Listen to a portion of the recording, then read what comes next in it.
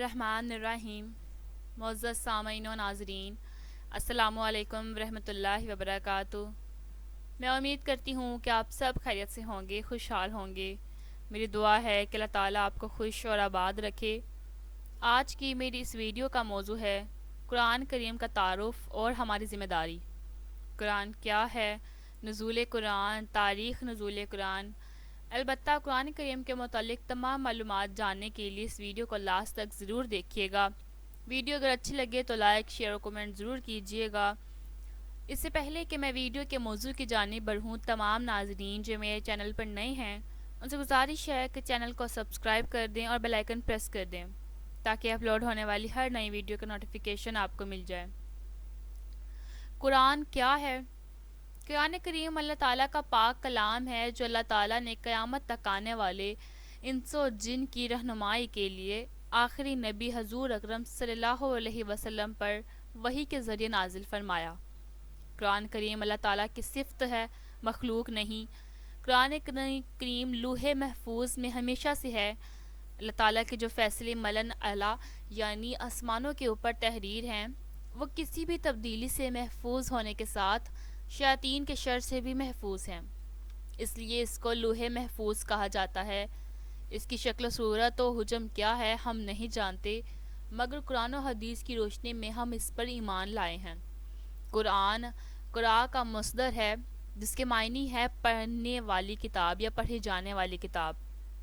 واقعی دنیا میں سب سے زیادہ پڑھی جانے والی کتاب قرآن کریم ہے، جس کے بغیر سمجھے بھی لاکھوں لوگ ہر وقت تلاوت کرتے ہیں۔ اللہ تعالیٰ نے متعدد جگہوں پر اپنے پاک کلام کے لیے قرآن کا لفظ استعمال کیا۔ قرآن کریم عربی زبان میں نازل کیا گیا ہے، جیسا کہ اللہ تعالیٰ ارشاد فرماتا ہے، ہم نے اس کو ایسا قرآن بنا کر اتارا ہے جو عربی زبان میں ہے تاکہ تم سمجھ سکو۔ اللہ تعالیٰ نے قرآن کریم کو قیامت تک آنے والے انسانوں کی ہدایت کے لیے نازل فرمایا ہے، مگر اللہ تعالیٰ سے ڈرنے والے ہی اس کتاب سے فائدہ اٹھاتے ہیں، جیسے کہ اللہ تعالیٰ کا ارشاد سورہ بقرہ کی آیت نمبر 1 اور سورہ عمران کی آیت نمبر 138 میں موجود ہے۔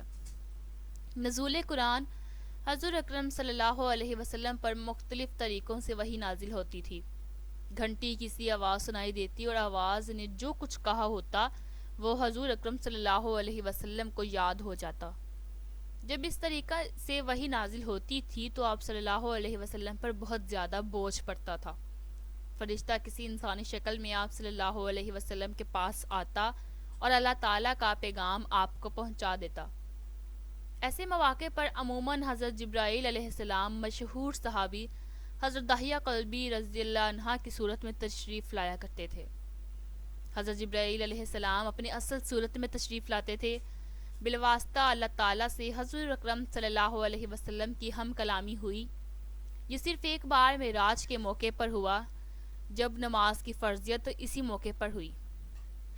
حضرت جبرائیل علیہ السلام آپ صلی اللہ علیہ وسلم کے سامنے آئے بغیر آپ کے قلب مبارک پر کوئی بات القا فرما دیتے تھے۔ تاریخ نزول قرآن۔ ماہ رمضان کی ایک بابرکت رات لیلۃ القدر میں اللہ تعالیٰ نے لوح محفوظ سے آسمان دنیا پر قرآن کریم نازل فرمایا، اور اس کے بعد حسب ضرورت تھوڑا تھوڑا حضور اکرم صلی اللہ علیہ وسلم پر نازل ہوتا رہا، اور تقریباً 23 سال کے عرصے میں قرآن کریم مکمل نازل ہوا۔ قرآن کریم کا تدریجی نزول اس وقت شروع ہوا جب آپ صلی اللہ علیہ وسلم کی عمر 40 سال تھی۔ قرآن کریم کی سب سے پہلی جو آیتیں غار حرا میں اتری وہ سورہ علق کی ابتدائی آیات ہیں۔ اس پہلی وحی کے نزول کے بعد 3 سال تک وحی کے نزول کا سلسلہ بند رہا۔ 3 سال کے بعد وحی فرشتہ جو غار حرا میں آیا تھا آپ صلی اللہ علیہ وسلم کے پاس آیا۔ سورۃ مدثر کی ابتدائی چند آیات آپ صلی اللہ علیہ وسلم پر نازل فرمائیں۔ اس کے بعد حضور اکرم صلی اللہ علیہ وسلم کی وفات تک وحی کے نزول کا تدریجی سلسلہ جاری رہا، غرض تقریباً 23 سال کے عرصے میں قرآن کریم مکمل نازل ہوا۔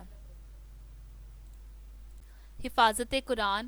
جیسا کہ ذکر کیا گیا کہ قرآن کریم ایک ہی دفعہ میں نازل نہیں ہوا، بلکہ ضرورت اور حالات کے اعتبار سے مختلف آیات نازل ہوتی رہیں۔ قرآن کریم کی حفاظت کے لیے سب سے پہلے حفظ قرآن پر زور دیا گیا، چنانچہ خود حضور اکرم صلی اللہ علیہ وسلم الفاظ کو اسی وقت دہرانے لگتے تھے تاکہ وہ اچھی طرح یاد ہو جائیں۔ اس پر اللہ تعالیٰ کی جانب سے وحی نازل ہوئی کہ عین نزول وحی کے وقت جلدی جلدی الفاظ دہرانے کی ضرورت نہیں ہے، بلکہ اللہ تعالیٰ خود آپ میں ایسا حافظہ پیدا فرما دے گا کہ ایک مرتبہ نزول وحی کے بعد آپ اسے بھول نہیں سکیں گے۔ اس طرح حضور اکرم صلی اللہ علیہ وسلم پہلے حافظ قرآن ہیں۔ چنانچہ ہر سال ماہ رمضان میں آپ صلی اللہ علیہ وسلم حضرت جبرائیل علیہ السلام کے ساتھ قرآن کے نازل شدہ حصوں کا دور فرمایا کرتے تھے۔ جس سال آپ صلی اللہ علیہ وسلم کا انتقال ہوا، اس سال آپ صلی اللہ علیہ وسلم نے 2 بار قرآن کریم کا دور فرمایا۔ پھر آپ صلی اللہ علیہ وسلم صحابہ اکرام رضی اللہ عنہم کو قرآن کے معنی کی تعلیم ہی نہیں دیتے تھے، بلکہ انہیں اس کے الفاظ بھی یاد کروایا کرتے تھے۔ خود صحابہ اکرام رضی اللہ عنہم کو قرآن کریم یاد کرنے کا اتنا شوق تھا کہ ہر شخص ایک دوسرے سے آگے بڑھنے کی فکر میں رہتا تھا۔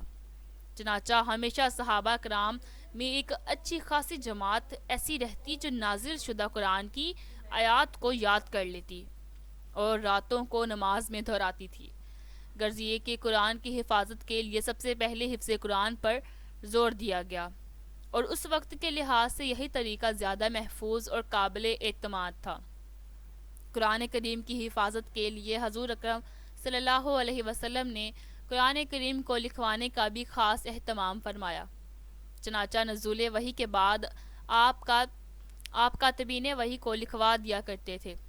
حضور اکرم صلی اللہ علیہ وسلم کا معمول یہ تھا کہ جب قرآن کریم کا کوئی حصہ نازل ہوتا تو آپ کاتب وحی کو یہ ہدایت بھی فرماتے تھے کہ اسے فلاں صورت میں فلاں آیات کے بعد لکھا جائے۔ اس زمانے میں کاغذ دستیاب نہیں تھا، اس لیے یہ قرآنی آیات زیادہ تر پتھروں کی سلوں، چمڑے کے پارچوں، کھجوروں کی شاخوں، بانس کے ٹکڑوں، درخت کے پتوں اور جانور کی ہڈیوں پر لکھی جاتی تھیں۔ کاتبین وحی میں حضرت زید بن ثابت، خلفائے راشدین، حضرت ابی بن کعب، حضرت زبیر بن عوام رضی اللہ عنہم اور حضرت معاویہ رضی اللہ عنہ کے نام خاص طور پر ذکر کیے جاتے ہیں۔ حضور اکرم صلی اللہ علیہ وسلم کے زمانے میں جتنے قرآن کریم کے نسخے لکھے گئے تھے وہ عموماً متفرق اشیاء پر لکھے ہوئے تھے۔ حضرت ابوبکر صدیق کے عہد خلافت میں جب جنگ یمامہ کے دوران حفاظت قرآن کی ایک بڑی جماعت شہید ہو گئی تو حضرت عمر فاروق رضی اللہ عنہ نے حضرت ابوبکر صدیق کو قرآن کریم ایک جگہ جمع کروانے کا مشورہ دیا۔ حضرت ابوبکر صدیق ابتدا میں اس کام کے لیے تیار نہیں تھے، لیکن شرح صدر کے بعد وہ بھی اس عظیم کام کے لیے تیار ہو گئے اور کاتب وحی حضرت زید بن حارث، حضرت زید بن ثابت کو اس اہم وزیم عمل کا ذمہ دار بنایا۔ اس طرح قرآن کریم کو ایک جگہ جمع کرنے کا اہم کام شروع ہو گیا۔ حضرت زید بن ثابت خود کاتب وحی ہونے کے ساتھ پورے قرآن کریم کے حافظ تھے۔ وہ اپنی یادداشت سے بھی پورا قرآن لکھ سکتے تھے۔ ان کے علاوہ اس وقت سینکڑوں حفاظ قرآن موجود تھے، مگر انہوں نے احتیاط کے پیش نظر صرف ایک طریقہ پر بس نہیں کیا، بلکہ ان تمام ذرائع سے بیک وقت کام لے کر اس وقت تک کوئی آیت اپنے صحیفے میں درج نہیں کی جب تک اس کے متواتر ہونے کی تحریری اور زبانی شہادتیں نہیں مل گئیں۔ اس کے علاوہ حضور اکرم صلی اللہ علیہ وسلم نے قرآن کی جو آیات اپنی نگرانی میں لکھوائی تھیں وہ مختلف صحابہ کرام رضی اللہ عنہم کے پاس محفوظ تھیں۔ حضرت زید بن ثابت نے انہیں یکجا فرمایا تاکہ نیا نسخہ انہی سے نقل کیا جا سکے۔ اس طرح خلیفہ اول حضرت ابوبکر صدیق کے عہد خلافت میں قرآن کریم ایک جگہ جمع کر دیا گیا۔ جب حضرت عثمان غنی رضی اللہ عنہ خلیفہ بنے تو اسلام عرب سے نکل کر دور دراز عجمی علاقوں تک پھیل گیا تھا۔ ہر نئے علاقہ کے لوگ ان صحابہ و تابعین سے قرآن سیکھتے جن کی بدولت انہیں اسلام کی نعمت حاصل ہوئی تھی۔ صحابہ کرام نے قرآن کریم حضور اکرم صلی اللہ علیہ وسلم سے مختلف قراتوں کے مطابق سیکھا تھا، اس لیے ہر صحابی نے اپنے شاگردوں کو اسی قرات کے مطابق قرآن پڑھایا۔ جس کے مطابق خود انہوں نے حضور اکرم صلی اللہ علیہ وسلم سے پڑھا تھا۔ اس طرح قرأتوں کا یہ اختلاف دور دراز ممالک تک پہنچ گیا۔ لوگوں نے اپنی قرأت کو حق اور دوسری قرأتوں کو غلط سمجھنا شروع کر دیا، حالانکہ اللہ تعالیٰ ہی کی طرف سے اجازت ہے کہ مختلف قرأتوں میں قرآن کریم پڑھا جائے۔ حضرت عثمان غنی رضی اللہ عنہ نے حضرت حفصہ کے پاس پیغام بھیجا کہ ان کے پاس حضرت ابوبکر صدیق رضی اللہ عنہ کے تیار کروائے ہوئے جو صحیفے موجود ہیں وہ ہمارے پاس بھیج دیں۔ چنانچہ حضرت زید بن ثابت رضی اللہ عنہ کی سرپرستی میں ایک کمیٹی تشکیل دے کر ان کو مکلف کر دیا گیا کہ وہ حضرت ابوبکر کے صحیفے سے نقل کر کے قرآن کریم کے چند ایسے نسخے تیار کریں جن میں صورتیں بھی مرتب ہوں۔ چنانچہ قرآن کریم کے چند نسخے تیار ہوئے اور ان کو مختلف جگہوں پر ارسال کر دیا گیا تاکہ اسی کے مطابق نسخے تیار کر کے تقسیم کر دیے جائیں۔ اس طرح امت مسلمہ میں اختلاف باقی نہ رہا اور پوری امت مسلمہ اسی نسخے کے مطابق قرآن کریم پڑھنے لگی۔ بعد میں لوگوں کی سہولت کے لیے قرآن کریم پر نقطے و حرکات یعنی زیر زبر اور پیش بھی لگائے گئے۔ نیز بچوں کو پڑھانے کی سہولت کے مد نظر قرآن کریم کو 30 پاروں میں تقسیم کیا گیا۔ نماز میں تلاوت قرآن کی سہولت کے لیے رکوع کی ترتیب بھی رکھی گئی۔ فضائل قرآن۔ حضور اکرم صلی اللہ علیہ وسلم نے ارشاد فرمایا، قرآن کا ماہر جس کو خوب یاد ہو، خوب پڑھتا ہو، اس کا حشر فرشتوں کے ساتھ قیامت کے دن ہوگا۔ حضور اکرم صلی اللہ علیہ وسلم نے ارشاد فرمایا، قیامت کے دن صاحب قرآن سے کہا جائے گا کہ قرآن پڑھتا جا اور جنت کے درجوں پر چڑھتا جا، اور ٹھہر ٹھہر کر پڑھ جیسا کہ تو دنیا میں ٹھہر ٹھہر کر پڑھتا کرتا تھا، بس تیرا مرتبہ وہی ہے جہاں آخری آیت پر پہنچے۔ رسول اللہ صلی اللہ علیہ وسلم نے ارشاد فرمایا، جو شخص قرآن پڑھے اور اس پر عمل کرے، اس کے والدین کو قیامت کے دن ایک تاج پہنایا جائے گا جس کی روشنی سورج کی روشنی سے بھی زیادہ ہوگی۔ اگر وہ آفتاب تمہارے گھروں میں ہو تو کیا گمان ہے تمہارا اس شخص کے بارے میں جو خود اس پر عمل پیرا ہو۔ فہیم قرآن۔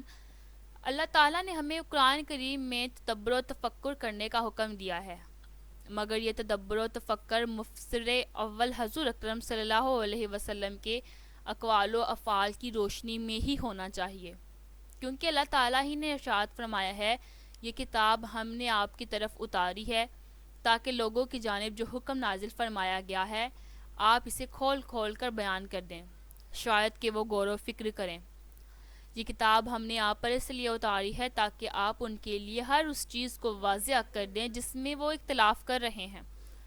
اللہ تعالیٰ نے ان دونوں آیات میں واضح طور پر بیان فرما دیا کہ قرآن کریم کے مفسر اول حضور اکرم صلی اللہ علیہ وسلم ہیں، اور اللہ تعالیٰ کی طرف سے نبی اکرم صلی اللہ علیہ وسلم پر یہ ذمہ داری عائد کی گئی کہ آپ صلی اللہ علیہ وسلم امت مسلمہ کے سامنے قرآن کریم کے احکام و مسائل کھول کھول کر بیان کریں، اور ہمارا یہ ایمان ہے کہ حضور اکرم نے اپنے اقوال و افعال کے ذریعے قرآن کریم کے احکام و مسائل بیان کرنے کی ذمہ داری بحسن و خوبی انجام دی۔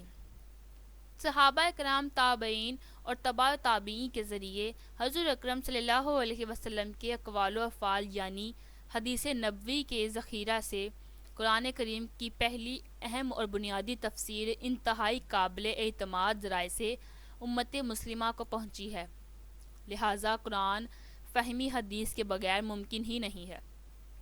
مضامین قرآن۔ علماء کرام نے قرآن کریم کے مضامین کی مختلف قسمیں دے کر فرمائی ہیں۔ تفصیلات سے قطع نظر ان مضامین کی بنیادی تقسیم اس طرح سے ہے: عقائد، احکام اور قصص۔ قرآن کریم میں عمومی طور پر صرف اصول ذکر کیے گئے ہیں، لہٰذا عقائد و احکام کی تفصیل احادیث نبویہ میں ہی ملتی ہے، یعنی قرآن کریم کے مضامین کو ہم احادیث نبویہ کے بغیر نہیں سمجھ سکتے۔ قرآن اور ہماری ذمہ داری۔ یہ کتاب مقدس حضور پاک صلی اللہ علیہ وسلم کے زمانے سے لے کر رہتی دنیا تک مشعل راہ بنی رہے گی، کیونکہ اللہ تعالیٰ نے اس کتاب کو اتنا جامع اور مانع بنایا ہے، کہ ایمانیات، عبادات، معاملات، سماجیات، معاشیات و اقتصادیات کے اصول قرآن کریم میں مذکور ہیں۔ ہاں، ان کی تفصیلات احادیث نبویہ میں موجود ہیں، مگر بڑے افسوس کی بات ہے کہ ہمارا تعلق اس کتاب سے روز بروز منقطع ہوتا جا رہا ہے۔ یہ کتاب ہماری مسجدوں اور گھروں میں جزدانوں میں قید ہو کر رہ گئی ہے، نہ تلاوت ہے، نہ تدبر ہے، اور نہ ہی اس کے احکام پر عمل۔ آج کا مسلمان دنیا کے دور میں اس طرح گم ہو گیا ہے کہ قرآن کریم کے احکام و مسائل کو سمجھنا تو درکنار، اس کی تلاوت کے لیے بھی وقت نہیں ہے۔ علامہ اقبال نے اپنے دور کے مسلمانوں کے حال پر رونا روتے ہوئے اسلاف سے اس وقت کے مسلمانوں کا مقارنہ ان الفاظ میں کیا تھا: وہ زمانے میں معزز تھے مسلمان ہو کر، اور ہم خوار ہوئے تارک قرآن ہو کر۔ آج ہم اپنے بچوں کی دنیاوی تعلیم کے بارے میں سوچتے ہیں، انہیں عصری علوم کی تعلیم دینے پر اپنی تمام محنت و توجہ صرف کرتے ہیں، اور ہماری نظر صرف اور صرف اس عارضی دنیا اور اس کے آرام و آسائش پر ہوتی ہے، اور اس ابدی و لافانی دنیا کے لیے کوئی خاص جد و جہد نہیں کرتے۔ لہٰذا ہمیں چاہیے کہ ہم اپنا اور اپنے بچوں کا تعلق و شغف قرآن حدیث سے جوڑیں، اس کی تلاوت کا اہتمام کریں، علماء کی سرپرستی میں قرآن و حدیث کے احکام سمجھ کر ان پر عمل کریں، اور اس بات کی کوشش و فکر کریں کہ ہمارے ساتھ ہمارے بچے، گھر والے، پڑوسی، دوست و احباب و متعلقین بھی حضور اکرم صلی اللہ علیہ وسلم کے لائے ہوئے طریقے پر زندگی گزارنے والے بن جائیں۔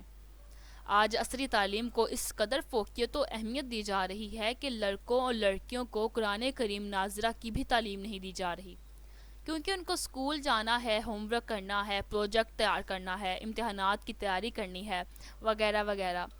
یعنی دنیاوی زندگی کی تعلیم کے لیے ہر طرح کی جان و مال اور وقت کی قربانی دی جا رہی ہے، لیکن اللہ تعالیٰ کے کلام کو سیکھنے میں ہمیں دشواری محسوس ہوتی ہے۔ غور فرمائیں کہ قرآن کریم اللہ تعالیٰ کا کلام ہے جو اس نے ہماری رہنمائی کے لیے نازل فرمایا، اور اس کے پڑھنے پر اللہ تعالیٰ نے بڑا اجر رکھا ہے۔ اللہ تعالیٰ ہم سب کو ہدایت عطا فرمائے اور قرآن کریم کو سمجھ کر پڑھنے والا اور قرآن و حدیث کے احکام پر عمل کرنے والا بنائے۔ آمین یا رب العالمین۔ اس ویڈیو کو زیادہ سے زیادہ اپنے دوستوں اور رشتہ داروں کے ساتھ شیئر کریں تاکہ وہ بھی اس ویڈیو سے کچھ نہ کچھ سیکھ سکیں۔ اگر ویڈیو پسند آئی ہو تو لائک، شیئر اور کمنٹ ضرور کیجیے گا، اور چینل کو سبسکرائب کرنا مت بھولیے گا۔ اپنی دعاؤں میں یاد رکھیں۔ اللہ حافظ۔